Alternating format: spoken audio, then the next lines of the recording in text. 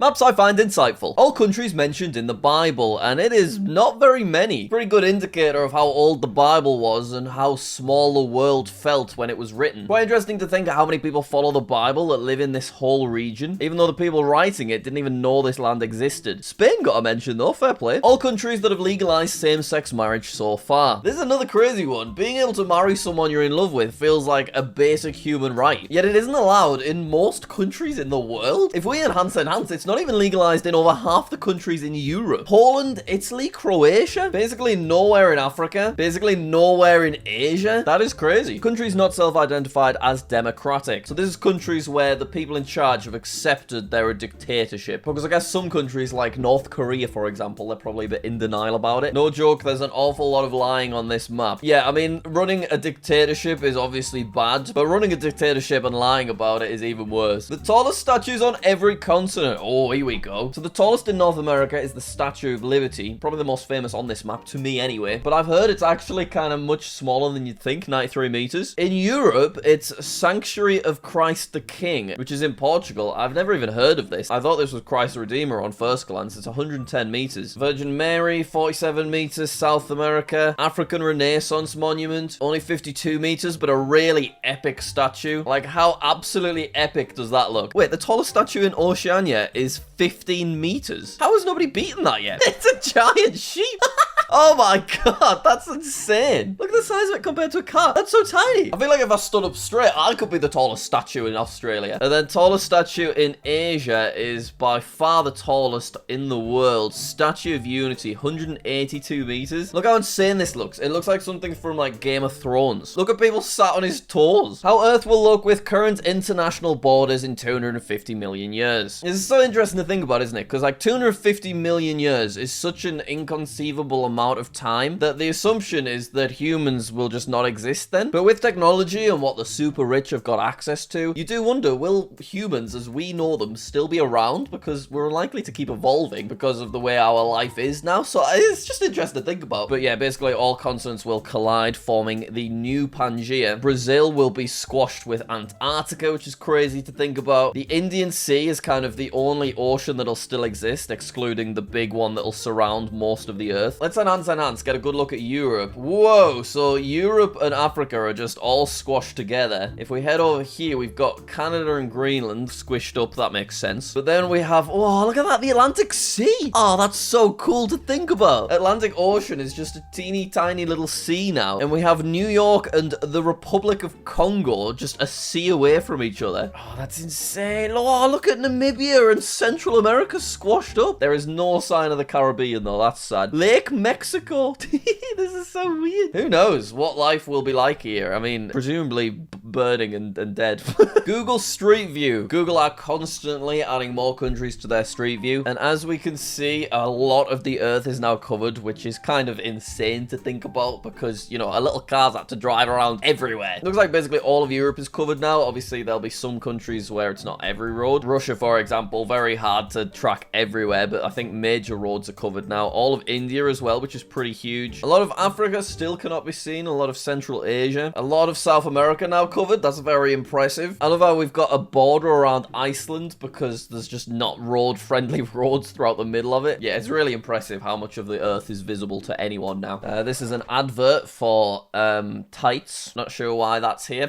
Luxembourg compared to other countries. Yeah, this is an interesting one. Obviously, Luxembourg's a small country on the grand scheme of things, but I always, when I first learned about it, thought of it as a little micro-state like Liechtenstein. But you can see Liechtenstein is far, far more dinky than Luxembourg, and you can actually fit a bunch of small countries inside of it. Malta, for example. I've been to Malta. It didn't feel small. You kind of assume in your head you can just walk around these places, but you just forget how big the Earth is. Even the small countries are large. You know, you need transport to get around Malta. So comparing that to Luxembourg, that's a large country. Brazil, 5 areas of equal population. Ah, that's really interesting, isn't it? Look at that. I mean, you see it with most country population density maps. Historically, people just settle around water. So, for example, Egypt's population population density is just the same shape as the Nile. Australia have basically everyone just following the east coast. But I've never seen Brazil's before. Look how shallow this outer green line is. This is an equal population to not only this much thicker green line, but also this entire yellow one, which I guess is mainly Amazon rainforest. Whoa, countries where Wikipedia editors have been prosecuted. So is that Chinese Wikipedia editors have been prosecuted in China? Or have people from other countries been prosecuted in these countries? Because that's crazy either way. The most overworked countries in the world. This is interesting. From what I know, I would have guessed Japan being on this list, but Japan's not even in the top. And actually, we got Canada on here, which you really wouldn't think either. The stereotypes around Canada is everyone's kind of really chilled out, but here we are with very high average hours worked by employees. So I'm looking in the comments, a lot of people from Greece are saying they completely agree with this. It's pretty normalized to work more hours than you're actually paid for, which is obviously terrible. Poland's historical borders compared to today. Look at that. That's crazy. Poland used to have such a huge region, and it's not like it's shrunk in the middle. It's shrunk from the east to the west. Yeah, that's really interesting. Percentage of people that identified as white British in 2021. So the bluer it is, the whiter the area, and you can see that most of the UK is very white at the moment. I mean, I've grown up my entire life in the north of England, which is a very white area. Like, I lived here, which is a 95% white area, which is crazy, isn't it? People from the south will be shocked by this, but in my primary school, everybody was white, and in my secondary school, there was one black person, that's it. We didn't have anyone that was Asian. Almost everybody was white British. Obviously, as time goes on, everything will change, but yeah, for the most part, the UK are very white. We can see numbers are decreasing. 1991, it was 94%. 2021, it's 74%. Obviously, more diversity is always good. Percentage of adults getting less than 7 hours of sleep per day. Most of the US is getting less than 7 hours per day, but the darker colors mean they're getting more than 7 hours per day. Obviously, people are different. I know that I myself kind of need 8 good hours if I want to feel really healthy and refreshed. But yeah, it looks like a lot of people are undersleeping. Oh, this is the coolest geography info I've heard in years. In Maori, which is a language of the native people of New Zealand, the official name for France is Wee Wee.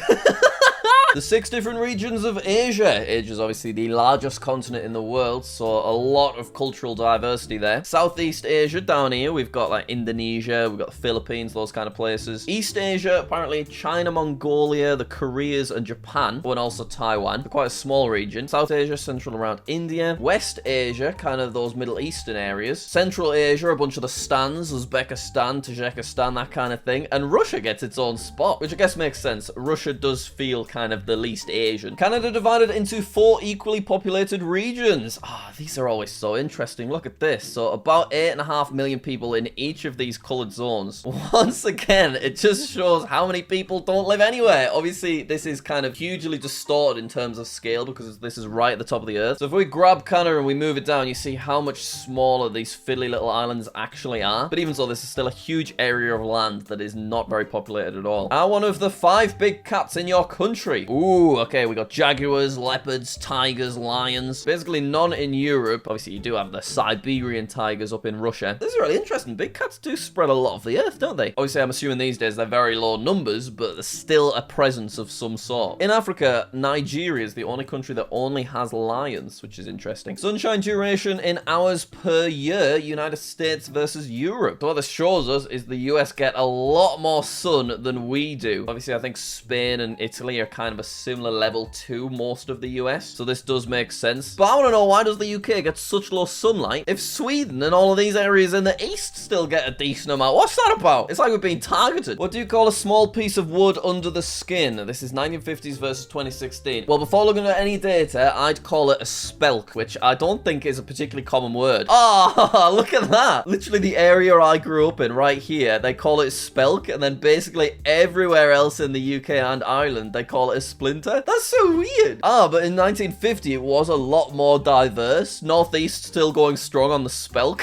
Spelk's such a weird word. I've never thought about it before. Of course, splinter makes more sense. But apparently 1950s, it used to be all kinds of things. Just splints, spliles, spiels, slivers, apparently. Spools. This is so interesting. Makes me weirdly proud to be from the Northeast, even though it's just a word. Here we go. Actual size of countries compared to traditional maps. Obviously, if you've never thought about it before, the Earth is a globe. It's super round, so it's hard to evenly show everything on a traditional map. And you end up with major distortion around the top and the bottom, and even some shrinkage in the middle. But this map tries to more accurately portray things. It really heightens how much of the Earth is ocean. Like, basically entire half of the globe is just the Pacific Ocean. But we can see a shriveled up Canada. We can see that Northern Europe does shrivel up a bit as well. It's so interesting to look at. Everything's so much more curvy in reality as well, whereas on this traditional projection, everything's kind of lined up nicely. And look how different Antarctica is portrayed as well. Wow, elevation maps of the world. So this is Asia. You can see that kind of around the Himalayas and that sort of area, there's huge elevation, which does make a lot of sense. South America has huge elevation around Chile, and also basically just all along the west. North America, a similar thing. I assume that's following the same tectonic plate lines as South America. Europe, pretty flat for the most part. Does get a bit spiky around the Alps and whatnot. Africa, also surprisingly flat. I suppose a lot of this is Sahara Desert. Then we do have huge elevation here. Areas like Tanzania, Kenya, Ethiopia, really interesting. And very pretty maps, I may add. We've had lots of population density maps this month, so let's end on one in specific countries. In France, you can see that basically everyone lives in Paris. In Germany, you can see it's a bit more spread about, but obviously major cities is where you've got all of the spikes. Italy, a much more even spread actually. There are far more tall spikes that aren't in the big cities, I guess just because Italy's got a lot of very nice areas to live. Turkey, Istanbul really dominating, and then kind of quiet a lot of the other places. England, another much bigger urban spread. Nowhere's got huge disproportionately spikes. Even London's isn't that much bigger than places like Birmingham and stuff. Next up, we have Denmark. Whoa, Copenhagen really dominating there. Norway, quite evenly spread, a lot around Oslo. How badass do these maps look, by the way? They also look like structures you see in Lord of the Rings and stuff. We've got Spain.